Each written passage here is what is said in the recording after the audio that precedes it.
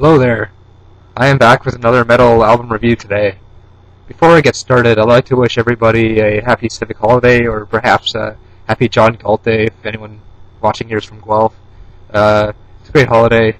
It's any holiday, you know. Today, I would like to review this album here, My Dying Bride, As the Flower Withers. For any of you who are not familiar with the band My Dying Bride, they're a classic doom metal band. They sort of helped forge the genre back in the early 90s and continue to be active to this very day, having released 10 albums, which is quite impressive for a doom metal band.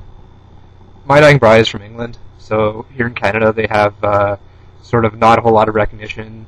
Music stores don't usually stock their music unless it's a larger store or a store that particularly likes selling metal. But they are a very excellent band. I do own all 10 of their albums, which I'm quite proud of. And this release here, this is their first album, which was released in 1992.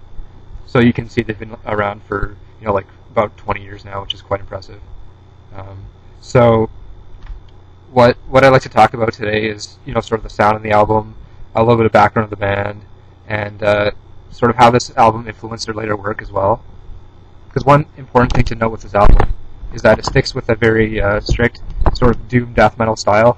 Yes, there's quite a few variations on there and little tricks thrown in, but it does stick with that particular sound and vibe throughout most of the album.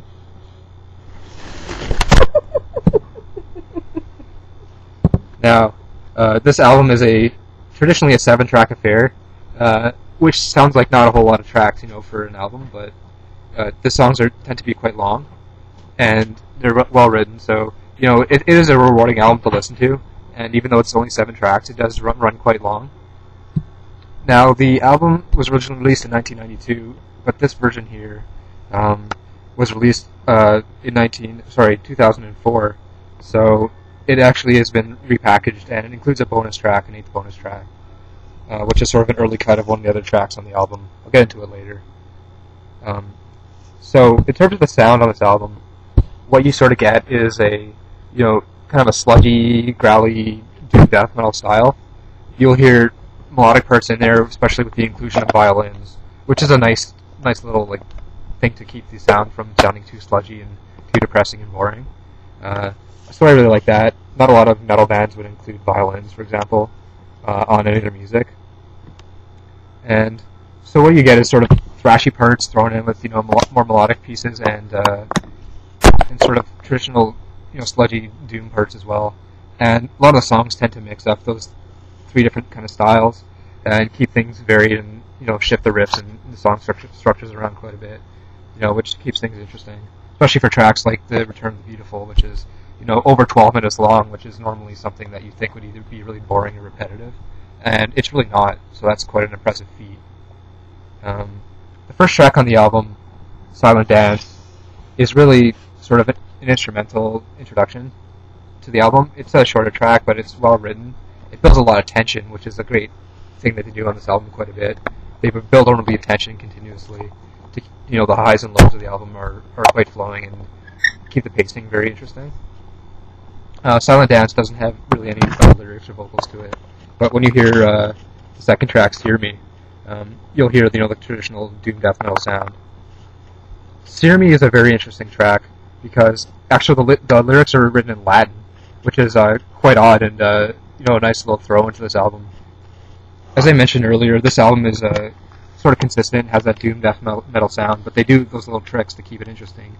Right, music in Latin, use of violins, shift in song structures. These are all things that keep the album fresh, keep it diverse, and it doesn't really sound like any other releases from other bands, like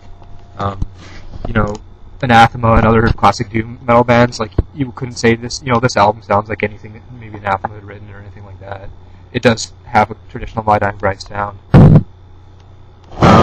Track 3, The Forever People, is sort of like a balls to the wall kind of very doom deathy sound, sort of heavy thrashing and mostly just very harsh growling in it, which is a great track. It's a shorter track, but it keeps the pacing of the album between the longer songs like Sear Me, The Bitterness and the Bereavement, and Return of the Beautiful.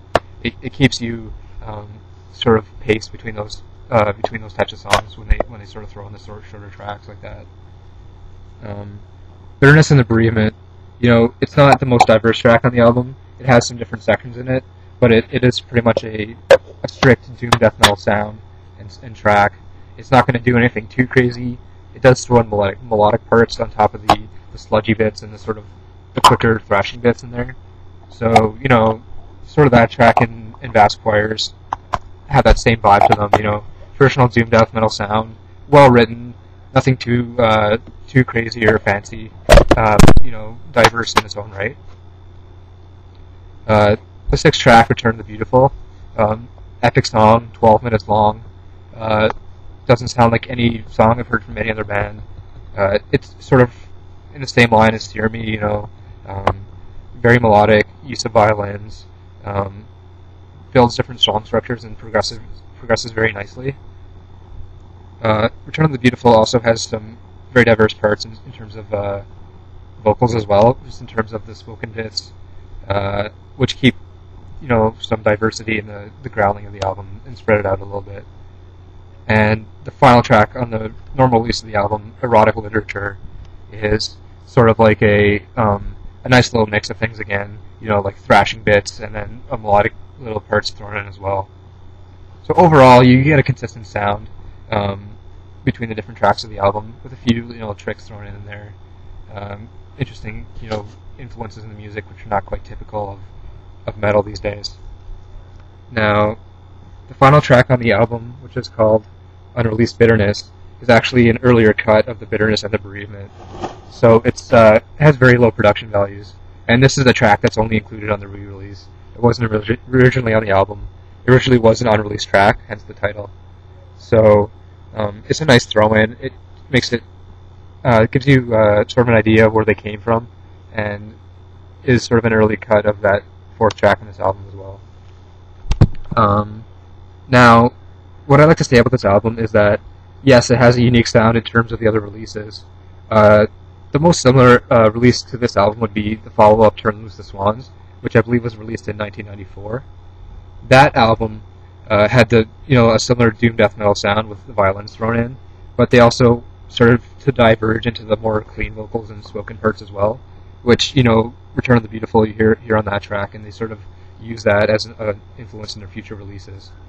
So overall, I'd like to say that, My Dying Bride's As a Flower Withers is a great release. It's a great way to hear, where this band came from, and although it may not be completely similar to their what you're used to with their newer releases, it is something to be very proud. I'm very proud of owning, and you would be as well if you managed to pick it up.